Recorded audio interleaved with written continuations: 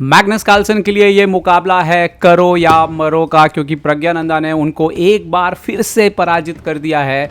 और ये मैच अगर ड्रॉ भी हुआ तो कार्लसन को जो दूसरा मौका मिला है वो भी उनके हाथ से जो निकल जाएगा।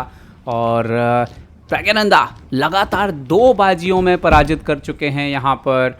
मैग्नस कार्लसन को पहले राउंड रॉबिन में हराया था और अभी ये जो टाई ब्रेक चल रहा है, ग्रीन ब्रैकेट, जो एक आखिरी मौका है मैग्नस कार्लसन के लिए कमबैक करने का, तीसरे स्थान के लिए पहुंच के फाइट करने का, उसके रास्ते में यहाँ पर हैं प्रज्ञानंदा, जो कि पहला मुकाबला जीत चुके हैं। प्रज्ञा को दूसरे काले मोहरों से जो है मैच ड्रॉ करना है। बहुत सारे लोग मेरे से बार बार बोलते हैं प्रज्ञानंदा क्यों बोलते हैं आप, उसके लिए आप हमारे चैनल पर जाकर के वीडियो देख सकते हैं जहाँ पर प्रज्ञानंदा ने खुद बताया है कि उनका नाम क्या है और वो अंग्रेजी की स्पेलिंग की वजह से लोग क्या लेते हैं। खैर, यहाँ पर मैग्नस कार्लसन जो है वो आ चुके हैं बोर्ड पर और दबाव में तो होंगे मैग्नस कार्लसन, और वो हमेशा, मतलब इस स्तर पे तो आप किसी भी स्तर पे कोई हारना नहीं चाहता, तो मैग्नस कार्लसन के लिए हार तो वो जो है वो नाकाबिले बर्दाश्त होती है, तो वो ज़रूर कोशिश करेंगे वापसी करने की। देखते हैं। और यहाँ पर उन्होंने C3 खेल की शुरुआत की है। मोहरों की शुरुआती स्थिति आप देख सकते हैं एकदम बदली हुई है। C6, यहाँ पर H4 शुरुआत से ही लग रहा है राजा इसी तरफ है और कैसल भी इसी साइड हो सकता है, वहाँ पर आक्रमण करना शुरू कर दिया है। यहाँ पर D5 किया है अपने बिशप को ओपन करते हुए और एक घर और आगे बढ़ दिया यहाँ पर, उसको रोका पॉन को, बहुत इंपॉर्टेंट था।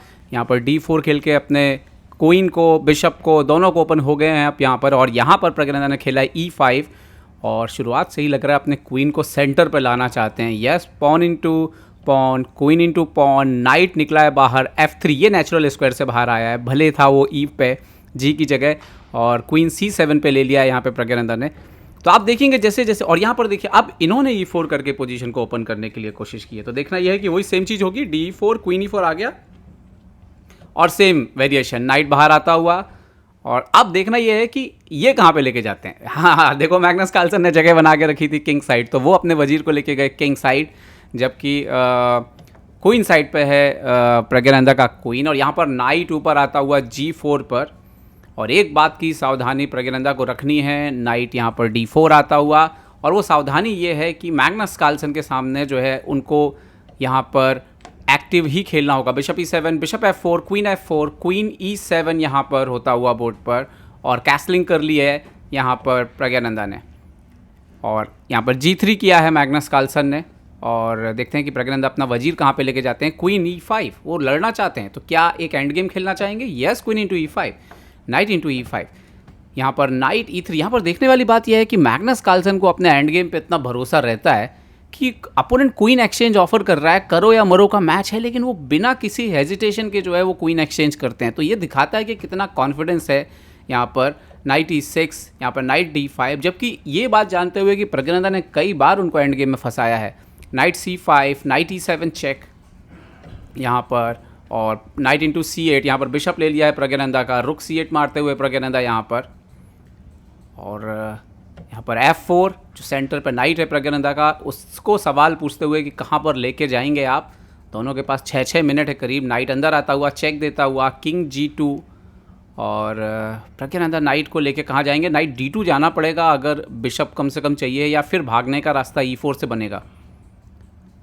तो प्रज्ञानंदा यहाँ पर सोचते हुए कि कहाँ पर लेकर के जाएंगे इस घोड़े को। खैर, नाइट गया है यहाँ पर D2 पर शायद तक। यस, नाइट D2 पर यहाँ पर आते हुए, और अगली चाल जो है वो बहुत महत्वपूर्ण, देखते हैं क्या खेलेंगे यहाँ पर प्रज्ञानंदा।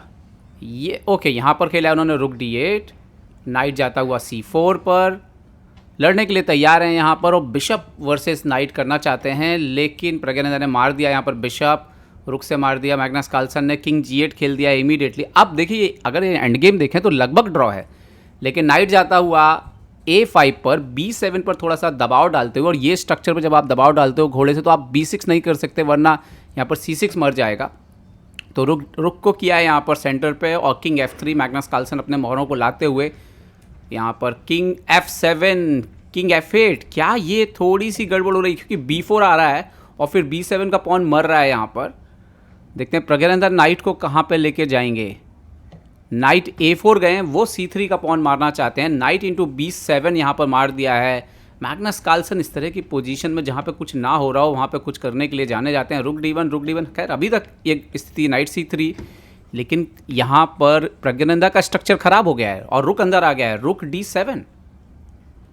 तो कहीं ना कहीं ये थोड़ा तो दबाव डाल रहे हैं मैग्नस कार्लसन। हालांकि प्रज्ञानंदा थोड़ा टाइम में भी पीछे चल रहे हैं, 2 मिनट करीब।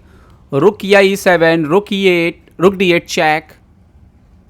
और देखना ये होगा कि यहाँ पर A3 किया मैग्नस कार्लसन, अपने पॉन को सिक्योर और किंग को बाहर लाए हैं। और ये बहुत अच्छी चाल नहीं है, यहाँ पे नाइट रुक इनटू E8 मार भी सकते हैं वो, क्योंकि ये नाइट एंड गेम में उतना अच्छा नहीं है। लेकिन हालांकि उन्होंने पीछे ले लिया है, लेकिन स्ट्रक्चर ऐसा है नाइट A4 पे जाते हुए, नाइट आता हुआ D6 पर, और अभी रुक पर अटैक किया है। उसके बाद नाइट F5 भी चेक आ रहा है, तो क्या G7 पे भी प्रॉब्लम हो सकता है यहाँ पर। यस, रुक A8, night F5 check. Problem ये है किंग अंदर गया, और किंग देखिए सिर्फ अंदर नहीं गया है, वो थोड़ा सा फंसा हुआ है वहाँ पे राजा, क्योंकि E7 का स्क्वायर कंट्रोल में। और यहाँ पर एक खूबसूरत चाल रुक D6 खेला है और क्वीन साइड से। और यहाँ पर आप देखिए इन्होंने खेला है A5, पॉन इनटू A5, और अपने पॉन को बचाया है यहाँ पर प्रज्ञानंदा ने। लेकिन ऐसा लग रहा है कि स्थिति गड़बड़ हो रही है, क्योंकि एक पॉन कॉर्नर का अगर रह गया तो फिर वो परेशानी होती है नाइट एंड गेम में।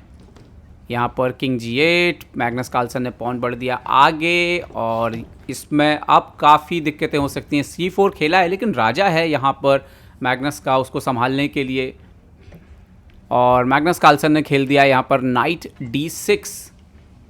ओके, पॉन और आगे बढ़ता हुआ C3 पर नाइट गया यहाँ पर B5। प्रज्ञानंदा का जो घोड़ा है A4 पे वो बिल्कुल काम नहीं कर रहा है, एकदम कोने में चला गया है।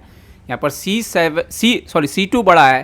मैग्नस कार्लसन ने पॉन A7 कर दिया, सपोर्ट लगा दिया यहाँ पर, और रिज़ाइन कर दिया प्रज्ञानंदा ने इस मुकाबले में। आप देख सकते हो किस अंदाज में लगभग बराबर की स्थिति लग रही थी, और यहाँ से बाजी बदलना शुरू होती है। एक पॉन स्ट्रक्चर को ख़राब करते हैं, फिर रुक को लेके अंदर जाते हैं, और फिर जैसे ही किंग बाहर आते हैं, यहाँ पर सबसे इंपॉर्टेंट बात ये थी कि यहाँ पर एक एक्स्ट्रा पॉन जो उन्होंने दिया अपने, क्योंकि उनका रुक फंसा हुआ था और वो ही भारी पड़ गया। यहाँ पे भी शायद रुक A5 अगर आप एक्चुअली मार नहीं सकते हो, प्रॉब्लम यही है क्योंकि पीछे से मेट लगा हुआ था, और यही जो है वो भारी पड़ा यहाँ पर प्रज्ञानंदा को। और मैग्नस कार्लसन ने शानदार जीत के साथ वापसी की, और एक बार फिर से साबित किया कि एंड गेम में वो अभी भी महारथी हैं।